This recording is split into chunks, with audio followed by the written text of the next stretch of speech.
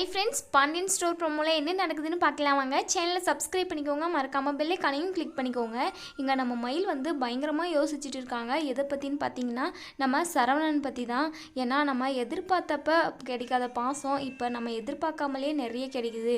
ஆனால் இதில் வந்து எனக்கு சுத்தமாக அதாவது சந்தோஷமே இல்லை அப்படின்னு சொல்லி மனசுக்குள்ளேயே நினச்சி அவங்க பாட்டுக்கு புலம்பிக்கிட்டு இருக்காங்க. அதுக்கப்புறம் நம்ம சரவணன் இருந்துட்டு மயில் கால் பண்ணி, என்ன மயில், நேற்று தான் நீ சாப்பாடே கொண்டு வரல, இன்றைக்காச்சும் சாப்பாடு கொண்டு வருவியா, கொண்டு வா ப்ளீஸ் அப்படின்ற மாதிரி கேட்குறாங்க.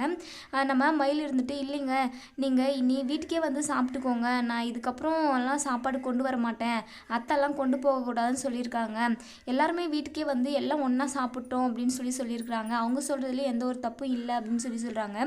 என்ன மயில் இப்படி சொல்லிட்டேன், உன் கையால் நீ பரிமாறி விட நான் சாப்பிட்ணுன்னு நான் நினச்சி ரொம்ப ஆர்வமாக இருந்தேன் அப்படின்னு சொல்கிறாங்க. அதுக்கு என்னங்க, வீட்டுக்கு வாங்க நானே பரிமாறி விடுறேன் அப்படின்ற மாதிரி நம்ம மயில் வந்து சொல்லி சமாளிச்சிடுறாங்க. இன்னொரு சைடு நம்ம மீனா ராஜிக்கிட்ட சொல்கிறாங்க, ராஜி நீ நினச்ச மாதிரியே சாதிச்சிட்ட, இனி நீ படிப்பு முடிகிற வரைக்கும் டியூஷன் எடுக்கலாம் அப்படின்னு சொல்கிறாங்க.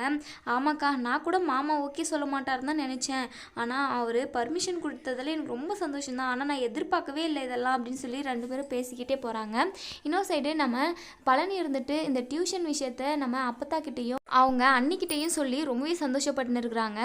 ராஜி எவ்வளோ தைரியமாக பேசிச்சு தெரியுமா, நீங்கள் அதை பார்த்துட்டு இருந்தீங்கன்னா நீங்களே சந்தோஷப்பட்டுருப்பீங்க அப்படின்னு சொல்லி பேசிக்கிட்டு இருக்காங்க. அப்போ தான் நம்ம சக்திவேலு முத்துவேலு வராங்க. சக்திவேலு இருந்துட்டு மனசுக்குள்ளேயே ஒன்று நினைக்கிறாங்க, இப்போ குமார் கல்யாணத்தை பழனிவேலை வச்சு தான் முடிக்க முடியும், நம்ம அரசியை வந்து பொண்ணு கேட்போம், ஆனால் நம்ம டைரெக்டாக போய் கேட்க முடியாது, பழனிக்கிட்ட தான் சொல்லி எப்படியாவது இந்த கல்யாணத்தை முடிச்சிடணும் அப்படின்னு சொல்லிட்டு பழனிக்கிட்ட சொல்லி அனுப்புகிறாங்க.